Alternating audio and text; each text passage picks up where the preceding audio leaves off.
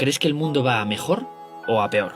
Por ejemplo, los que piensan que el mundo va a peor se imaginan que vamos a un mundo más desigual, mayor división entre norte y sur, que la parte de la humanidad sin sanidad o educación se mantiene igual o crece, que hay una gran cantidad de gente pobre y unos pocos ricos. Los que piensan lo contrario suelen imaginar una división menos radical, un mundo más igualado, digamos. Y muchos piensan que la pobreza extrema va a ser erradicada dentro de poco. Vamos a averiguar quién tiene razón. En 1960, el 60% de la población mundial vivía en situación de pobreza extrema, o sea, con menos de $2 al día. ¿Crees que en estos años se habrá reducido ese número? ¿Habrá crecido? ¿O se habrá mantenido igual? Bueno, pues se ha reducido muchísimo. Hoy, solo el 10% de la población mundial vive bajo pobreza extrema. De hecho, la riqueza mundial no está dividida entre una gran parte de la población pobre y una minoría rica. Eso fue hasta los años 60. Ahora la mayoría de la población tiende a agruparse hacia el centro. Educación. En los 60 solo tenía educación básica un poco más de la mitad de la humanidad. Hoy la tiene el 86%. Aquí también parece que hemos mejorado, ¿no?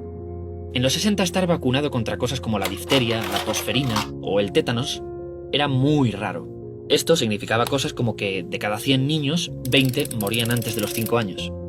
Hoy el 86% está vacunado. Solo un 4% de los niños del mundo mueren antes de los 5 años.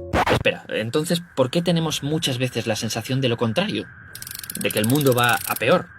En sus vídeos, el estadístico Hans Rosling lo explica mejor que yo. Sufrimos de algo que podríamos llamar pesimismo social. Cuando no sabemos algo sobre el mundo, nuestro cerebro suele creer que estamos igual que ayer o que estamos peor. This may sound logical, but it's wrong. It's the other way around. Pero como has visto, solemos estar mucho mejor de lo que creemos. Es más, si retrocedemos, vemos lo espectacular que es el salto. El 94% de la humanidad vivía en extrema pobreza hace 200 años. ¿Cómo hemos conseguido avanzar tanto? Por muchas razones, claro. Pero hay una muy importante. Las revoluciones industriales. La primera, aquí. Aquí se inventó el motor a vapor. Aquí comenzó a cambiar todo. La segunda, aquí. Aquí llegó la electricidad. Y con ella, el teléfono, el telégrafo, la radio, los coches. Sí, los primeros coches eran eléctricos. Y aquí, justo antes de este petardazo, la tercera revolución industrial. Los ordenadores. Las revoluciones industriales trajeron cambios increíbles. Primero, prácticamente se cargaron a los artesanos, la gente que hacía, por ejemplo, ropa o muebles. Una persona se encargaba de todo el proceso. Diseñar, fabricar, vender. Ahora, para cada pequeña tarea, había trabajadores especializados que hacían el trabajo mucho más rápido con la ayuda de una máquina. Para entrenar a esta nueva clase de trabajadores apareció el sistema educativo moderno. Pero ya hablaremos de eso más tarde. Era más fácil producir cosas, así que el precio de los productos básicos bajó. Como los nuevos abonos y medicamentos se producían en grandes cantidades, agricultura y medicina pegaron un petardazo y comenzamos a vivir mucho más tiempo. Las revoluciones industriales también trajeron una idea, el círculo virtuoso. La producción crecía, gracias a los avances tecnológicos y a la mano de obra más preparada, subían los sueldos de esos trabajadores, aumentaba el consumo, porque había muchos productos y gente con mejores sueldos, las empresas obtenían más beneficios, así que se buscaba aumentar más la producción, para lo que se contrataba más gente, se seguían subiendo los sueldos y así eternamente.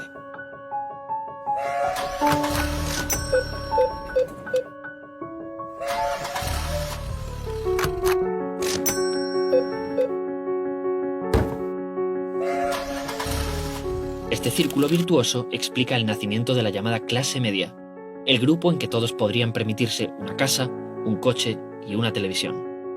Mis padres me lo definían como no somos ni ricos ni pobres. La mayoría de la gente está en el medio, ¿recuerdas? Ahora la mayoría de la población tiende a agruparse hacia el centro. Además, la clase media formaba una especie de escalera por la cual podías subir desde empleos peor pagados hasta empleos directivos. Todos hemos oído la historia de alguna persona que empezó como botones y acabó siendo el presidente de una compañía. Pero mirando el círculo virtuoso, a alguien se le ocurrió otra manera de obtener beneficio sin tener que aumentar los sueldos de los trabajadores. Deslocalizar, llevarse la localización de la fábrica a países donde los sueldos eran más bajos. Esto suena muy mal, pero también ha ayudado a que ocurra lo siguiente. Según la ONU, en 1991, en los países en desarrollo, casi la mitad de la población vivía en pobreza extrema. Apenas había un 5% de clase media. La escalera descendía. En la actualidad, la escalera se ha dado la vuelta.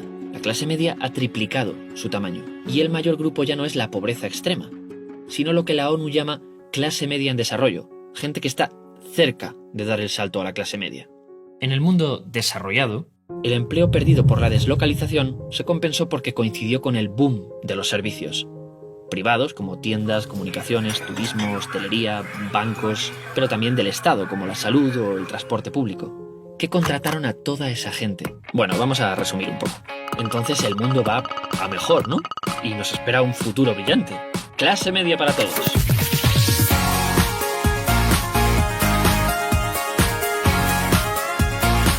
Si no lo ves es por el pesimismo social que afecta a tu pobre cerebro. ¿Es eso cierto? Lo era, pero el círculo virtuoso funcionó muy bien durante la segunda revolución industrial. Y ya no estamos en la segunda, tampoco en la tercera. Estamos comenzando la cuarta revolución industrial. Recordemos, las 3 primeras revoluciones industriales crearon mucho trabajo especializado. Esta persona solo fabrica las puertas del coche, esta solo hace volantes, esta ensambla el chasis y esta se dedicaría a las ruedas. Y el repetitivo, que se realizaba con ayuda de máquinas. Pero ahora, en la cuarta revolución industrial, un tipo de máquina se ha hecho tan buena en ese trabajo especializado y repetitivo que ya no nos necesita. Los ordenadores. Las fábricas ya no son así. Se están convirtiendo en esto. Quizá pienses que esto no va contigo porque donde vives hace tiempo que no hay fábricas. Pero es que esto no ocurre solo en las fábricas. Cada vez generamos más información al día. Hoy tu móvil permite saber dónde estás, qué has comprado, qué has leído, con quién te has relacionado, pero también los electrodomésticos, los vehículos o los robots de las propias fábricas envían datos a las compañías sobre su estado, cuánto se usan, cómo se usan, lo que llaman Internet de las cosas. Hasta ahora, para procesar todos esos datos, hemos tenido enormes departamentos de contabilidad, administración, marketing, mantenimiento, millones de personas haciendo trabajo especializado, repetitivo y de datos. Pero ahora tenemos a alguien al que le encanta el trabajo especializado, repetitivo, de datos, obedece ciegamente y no cobra un sueldo ni descansa. Bingo, los ordenadores. ¿Cuánto trabajo especializado y repetitivo hay en nuestra sociedad? Hay estudios como este de la Universidad de Oxford que dicen que en Estados Unidos un 47% del empleo es así, especializado y repetitivo. En países como España, estudios como este hablan de cifras en torno al 36%. Estamos diciendo que cerca de la mitad de nuestro empleo podría ser realizado por ordenadores. A esto lo llaman automatización del trabajo. Ahora, atención, la mayoría de ese empleo repetitivo y especializado se paga con sueldos de tipo medio. Ni de ricos ni de pobres. O sea, clase media de libro. Al cargarnos el empleo repetitivo y especializado, estamos cargándonos la clase media. Principalmente. Realmente los ordenadores no distinguen entre ricos y pobres. También se van a cargar empleo de clase alta. En medicina hay ciertas especialidades en las que se dedica mucho tiempo a comparar grandes cantidades de información de un paciente tras otro, tras otro, tras otro. Repetición, especialización y datos. Y ya sabes a quién le flipa esta mierda. Vale, de esto va el vídeo. De que los ordenadores, o robots, o algoritmos, o inteligencia artificial, o como los quieras llamar, nos van a robar el trabajo. No exactamente. Como recordarás, ya en la primera revolución industrial, las máquinas acabaron con los artesanos, pero crearon cientos de nuevos puestos de trabajo para manejarlas. Hay estudios como este que dicen que en los siguientes 4 años la automatización destruirá 75 millones de empleos. La última gran crisis destruyó unos 30 millones. Pero creará 133 millones de empleos. En las fábricas desaparecen los trabajos rutinarios. Pero se necesitará gente que supervise, programe o diseñe los robots. En el resto de empresas pasa lo mismo. Un programa de ordenador puede acabar con miles de puestos de trabajo, pero se necesitará gente para supervisar los programas y algoritmos y tomar las mejores decisiones. O sea, creamos nuevos puestos de trabajo y muy bien pagados. El problema es que requieren de un nivel de estudios también alto, y eso no se lo puede permitir todo el mundo. Pero no solo se necesita gente que dirija o supervise.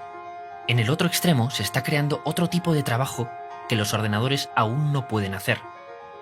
A este trabajo puede acceder casi todo el mundo, pero es trabajo de mierda, de salarios bajos y extremadamente temporal. Piensa en los riders de comida rápida o en las apps donde la gente realiza tareas de todo tipo por 20 euros, lo que el profesor de economía Guy Standing llama el precariado. De esto va el vídeo. La automatización está creando un mundo que tiene, sobre todo, trabajos de salarios altos y de salarios bajos. Donde antes había una escalera que podías ir subiendo, aunque empezaras en un empleo de salario bajo, ahora va a haber un muro. De toda la gente que vaya quedándose fuera, los que puedan permitirse estudiar lo necesario para acceder a este tipo de trabajos, los conseguirán. El resto caerán aquí sin posibilidad de ascender. Esto se llama polarización. Dividimos a la sociedad en dos polos opuestos. Muchos estudios lo confirman. Los puestos de trabajo con sueldos bajos o altos son los únicos que crecen, mientras muchos de clase media están amenazados.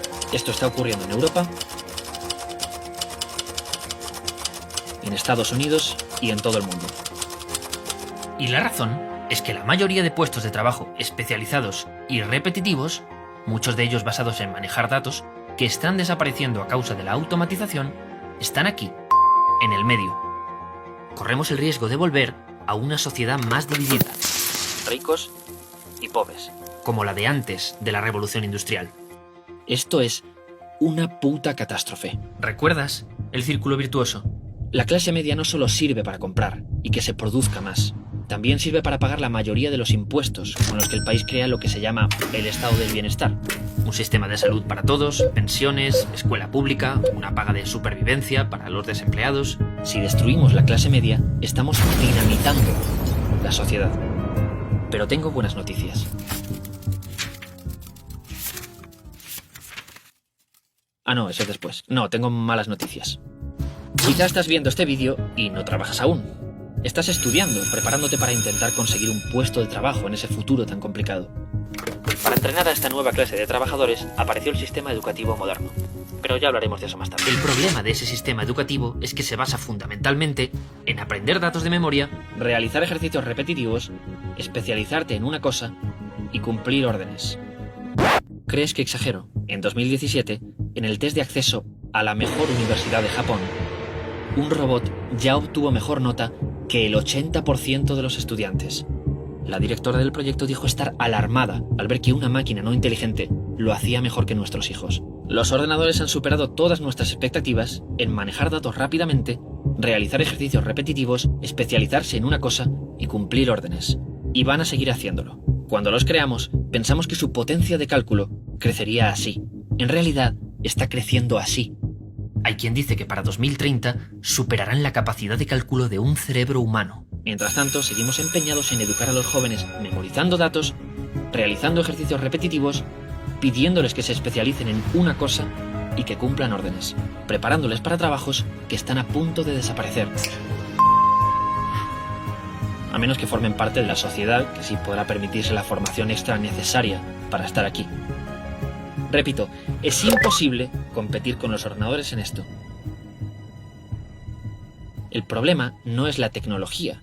El problema somos nosotros. Nos hemos estado preparando durante siglos para ser una especie de inteligencia artificial cutre. Pero, sorpresa, por fin ha llegado la auténtica inteligencia artificial. Entonces, ¿este es el mensaje del vídeo? ¿Que hasta ahora habíamos ido bien, pero que la cuarta revolución industrial nos lleva al desastre? Ya. Si esto es verdad, estamos hablando de una bomba a punto de explotar. ¿Por qué no están todos los políticos hablando de ello? La razón tiene hasta un nombre. Se llama la ventana de Overton. La ventana de Overton es una teoría que dice que en cada época solo hay espacio, o ventana, para debatir una cierta cantidad de temas. Todo lo que está fuera de esa ventana se considera peligroso, estúpido o una paja mental. Por ejemplo, en la antigua Roma no había espacio para hablar de abolir la esclavitud. Tenían una razón. Abolir la esclavitud implicaba destruir la economía romana, porque su base eran los esclavos. Hubo que esperar 1000 años para que la ventana se abriera y se pudiera hablar de abolir la puta esclavitud. Sí, la llegada de las máquinas ayudó bastante a dejar de esclavizar a personas. Hoy no hay ventana para hablar del empleo del futuro y los ordenadores. ¿Por qué? Porque este es un problema que aún se puede ignorar. ¿Explotará en nuestra cara de aquí a los próximos 20 años? ¿30? ¿A quién va a afectar principalmente? A la gente que ahora es más joven. Hasta los años 60 la mayoría de la población eran hombres y mujeres jóvenes, menores de 40. Había poca gente mayor. Esto es lo que se llama pirámide de población. La base de la sociedad era la gente joven. Los partidos políticos se fijaban mucho en los problemas de la gente joven porque allí había muchos votantes. Pero nuestras sociedades cada vez tienen menos jóvenes y más gente mayor. Cada vez tenemos menos hijos y vivimos más. Ahora la mayoría de la gente es mayor de 40. Y eso no va a cambiar. Para 2050 le habremos dado la vuelta a la pirámide. La base no serán los jóvenes, serán los mayores. Por eso hoy los políticos buscan el voto aquí, que es donde más gente hay, y prometen soluciones a sus problemas. ¿Por qué no hablan de algo que va a afectar a la gente que ahora es joven? Porque hay muchos menos votantes de esa edad. Por otra parte, no es tan malo que los políticos no hablen de estos temas. Cuando un partido es el primero en hablar de un tema, suele politizarlo. ¿Qué puñetas significa esto? Pues que la automatización del trabajo podría convertirse en algo de izquierdas, algo que se han inventado los comunistas, o algo de derechas, inventado por los neoliberales para no hablar de las verdaderas causas del paro. O peor aún, que algún extremista lo convierta en algo de los jóvenes contra los mayores. Eso aún no ha sucedido, así que aún puedes escuchar este vídeo seas de izquierdas o de derechas, más joven o más mayor. Y eso es una oportunidad. Vale, notarás que en este vídeo me estoy centrando demasiado en lo que las máquinas son capaces de hacer bien. Y lo que nosotros somos capaces de hacer bien. En el siglo XIX, cuando apareció nuestro sistema educativo, no podíamos responder a esa pregunta, porque no sabíamos bien cómo funcionaba el cerebro. Ahora tampoco lo sabemos totalmente, pero sí lo entendemos mucho mejor. Y sabemos que 1. No podemos simplemente meter datos en el cerebro. O se nos olvidan casi todos después de un examen. El cerebro necesita ayuda para tragarse los datos. Estímulos. Los mejores estímulos son emociones. La sorpresa o la felicidad hacen aparecer en nuestro cerebro la dopamina, que nos ayuda a aprender y a relacionarnos con otros humanos. 2. Realizar ejercicios repetitivamente hasta que creamos un hábito no tiene por qué ser malo, pero las máquinas son mucho mejores que nosotros con lo repetitivo, lo predecible. Sin embargo, algo que se les da de culo es manejar lo impredecible. Para hacer su trabajo, un robot necesita que todo ocurra como se espera. De lo contrario, no tendrá ni idea de qué hacer. Un humano puede improvisar. Se nos da bien. Pasa lo mismo con la especialización. No es mala de por sí. Pero algo que de momento solo somos capaces de hacer los humanos es lo contrario. Cruzar cosas diferentes. Mucha de la gente que consideramos genios lo son no porque fueran los mejores en una cosa, sino porque mezclaron cosas muy distintas entre sí.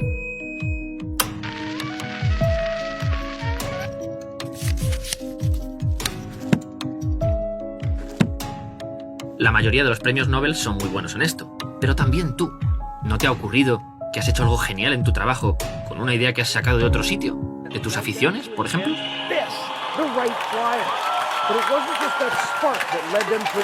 4. Sobrecumplir órdenes. A veces hay que hacer lo que toca hacer. Si no, no funcionaría el mundo.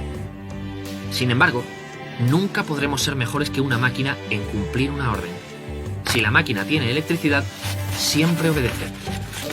Pero nosotros tenemos una cosa muy rara, el pensamiento crítico. A veces, en lugar de hacer lo que se supone que debe hacerse, probamos otra cosa. De ahí salen locuras. Lo ha dicho Jesús. Pero también avances increíbles. ¿Por qué no se nos entrena en usar el pensamiento crítico? Un apunte más. Nuestra educación es competitiva. Da mucha importancia a las notas, convierte a los alumnos en unidades desconectadas que compiten entre sí para ver quién es mejor en esto.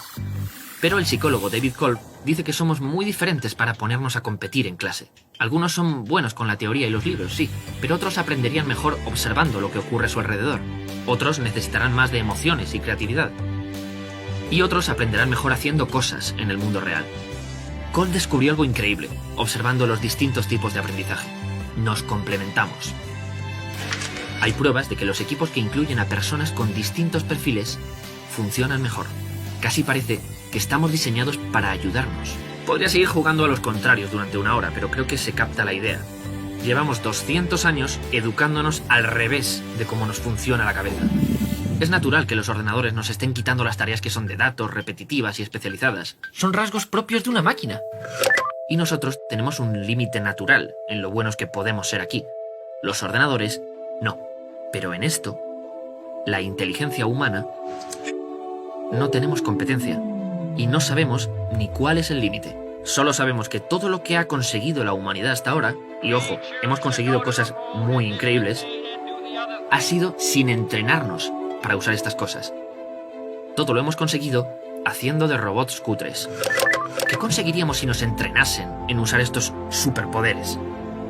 Aparte, ¿tiene sentido seguir compitiendo con la máquina en cosas que ni siquiera se nos dan bien? ¿No sería mejor que nos liberasen de estas tareas y poder dedicarnos a ser mejores humanos? Ojo, somos complementarios. Dos humanos trabajando así no sumarían, se multiplicarían el uno al otro. Estamos acojonados por entrar en la era de la máquina, pero ¿y si las máquinas fueran la clave para tirarnos de cabeza a la era de los humanos? Repito, ¿qué conseguiríamos? Pero volvamos a la automatización. El trabajo que no es repetitivo y especializado, o sea, el trabajo que no les gusta a las máquinas, puede dividirse en su mayoría en dos.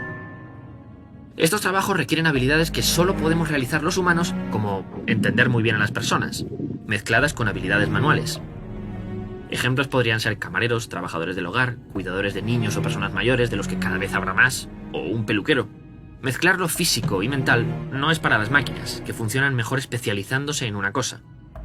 Además, en ciertas de estas tareas preferís ver a humanos que a máquinas. El problema, como ya te dije, es que aunque estas tareas son bastante especiales, solo podemos hacerlas nosotros, las pagamos de culo. Los trabajos que pagamos bien son estos otros, que además de capacidades del cerebro humano, como saber liderar un equipo, requieren un alto nivel de estudios. Aquí también hay menos riesgo de automatización, porque el futuro son humanos apoyados por máquinas. Ejemplo, los cirujanos humanos, además de saber mucho del cuerpo humano, tienen capacidades tan importantes en una operación como manejar lo imprevisible. Y si además usan brazos robóticos, pueden realizar operaciones mucho más complicadas. Esto es interesante, no es solo que las máquinas puedan liberarnos aquí, también pueden hacernos llegar más lejos aquí. Bien, sabemos que una cantidad dramática de este trabajo va a destruirse. De la gente que vaya quedándose fuera, algunos tendrán el nivel de estudios necesario para pasar aquí, pero seguramente la mayoría iría a parar aquí. Para no dividir la sociedad en dos y no perder la clase media que tanto nos ha costado conseguir, ¿qué hacemos? ¿Obligamos a pagar mejor estos trabajos, ya que no hay ningún ordenador capaz de hacerlos? Hay expertos que dicen que quizás sería necesario dar un sueldo básico a toda la sociedad, para que si la automatización te deja en la calle, no cojas el primer trabajo de mierda que encuentres y puedas estudiar y reciclarte en algo mejor pagado. Sin embargo, ni esos expertos se ponen de acuerdo en de dónde saldría el dinero para algo así. Hasta se ha llegado a proponer que los robots paguen impuestos para sostener el estado del bienestar. Pensiones, escuela pública, una paga de algo complicado, porque ¿qué es un robot? ¿Un brazo mecánico? ¿Programas de contabilidad? ¿Una app de música es un robot? La realidad es que no acabar dividiendo la sociedad en dos es un reto muy difícil. Para acabar, ¿te acuerdas de esto? Preparándoles para trabajos que están a punto de desaparecer. Este es otro de los mayores problemas de nuestro sistema educativo, la empleabilidad. El sistema educativo está preparando a los jóvenes para el empleo que hay hoy, pero mientras estudian, el mundo cambia y quizá cuando salgan a trabajar, el empleo para el que los hemos preparado ya no existe. Sin embargo, lo que sí habrá serán empleos que no existían cuando empezó a estudiar, como biohacker o policía meteorológico. Hay tantas dudas sobre el empleo del futuro que se leen cosas como que el 65% de los empleos que ocuparán nuestros niños aún no se ha inventado. Otros dicen que el 75%. En realidad, Nadie tiene ni puta idea, pero la pregunta es clara. ¿Cómo vamos a prepararte hoy para algo que no aparecerá hasta dentro de 10 años? Este estudio lo que ha hecho ha sido examinar las habilidades que te piden en más de 900 trabajos y han identificado las 10 que más están creciendo. ¿Sabes cuáles son algunas de ellas? 1. Comprender las reacciones y emociones de los demás. 2. Resolver problemas que no hayan ocurrido antes. 3. La creatividad, o sea, ser capaz de generar ideas nuevas. 4. La capacidad de complementarse con personas que piensan distinto. Y sorpresa, el pensamiento crítico. Tal cual. Y el estudio dice que el top 3 para 2020 será este. ¿Cómo están tan seguros? Pues porque nadie sabe cómo serán los ordenadores del futuro. Pero sí sabemos cómo serán los humanos del futuro. Así. Estas habilidades nunca pasarán de moda. ¿Pero a ti te las han enseñado? Porque a mí no. Vale. O sea que no solo estamos enseñando a la gente a ser robots cuando ya tenemos robots. No solo no estamos enseñando las habilidades que se nos dan bien a los humanos. Es que las únicas habilidades que sabemos seguro que se necesitarán en el futuro son esas. Además, si te fijas, este vídeo son básicamente preguntas. ¿Cuánto tiempo tenemos para evitar esa sociedad polarizada? ¿Cuánto empleo se destruirá? ¿Cuánto se creará?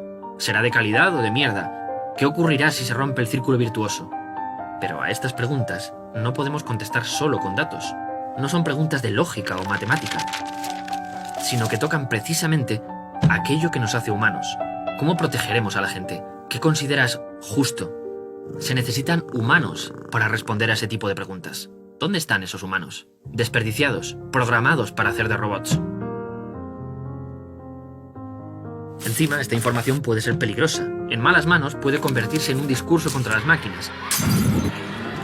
Y no habríamos conseguido nada de esto sin máquinas. Es evidente que un vídeo no puede responder a tantas preguntas, pero sí hay algo que puede hacer. ¿Recuerdas la ventana de Overton? Mientras hablo, esa ventana sigue cerrada. Los políticos, la gente a la que elegimos para que resuelvan los grandes problemas, no están hablando de esto. Nos toca a nosotros pedirles que lo hagan.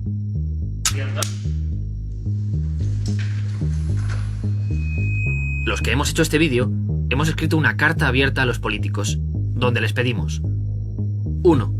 Que necesitamos oírles hablar ya sobre este tema. 2.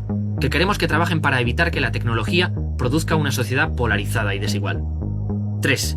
Que nuestro sistema educativo tiene que enseñar las habilidades en las que somos mejores que las máquinas y a apoyarnos en ellas, no a competir con ellas. 4. Que queremos que nadie tenga que ser un robot de segunda categoría, que la tecnología tiene que facilitar nuestros trabajos, hacerlos más humanos. 5. Que las empresas tienen que cumplir su parte, invertir en tecnología, pero a la vez enseñar a sus trabajadores habilidades en las que ningún robot les supera, sino les complementa. Y alguna cosa más que creo que va a gustarte. Si tienes 40 años o menos, creo que no necesito explicarte por qué es importante que firmes esta carta. Te vas a comer esto y no estás preparado. Ninguno lo estamos. Si eres mayor de 40 años, podría chantajearte y decirte que este es el futuro que le espera a tus nietos, hijos o sobrinos.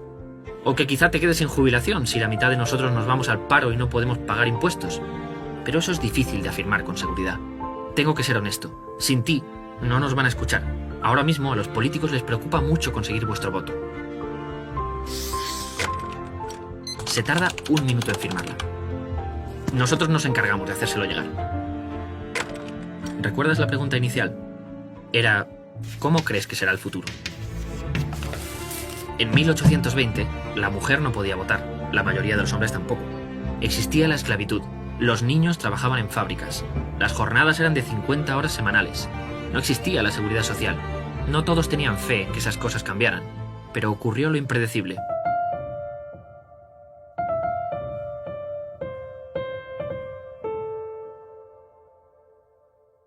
No sé si te has dado cuenta, pero el círculo virtuoso tiene trampa. Cuando sube la producción en una empresa, los sueldos no suben automáticamente porque sí. La gente tiene que unirse para pedirlo. Los economistas que hablan del círculo virtuoso reconocen que solo se puso en marcha porque llegaron a un acuerdo empresas, Estado y trabajadores. No debería estarle preguntando cómo crees que será el futuro a un humano. Una máquina quizá hasta puede predecirlo mejor que tú. La pregunta es: ¿cómo te gustaría que fuera el futuro? Porque eso solo lo puedes responder tú.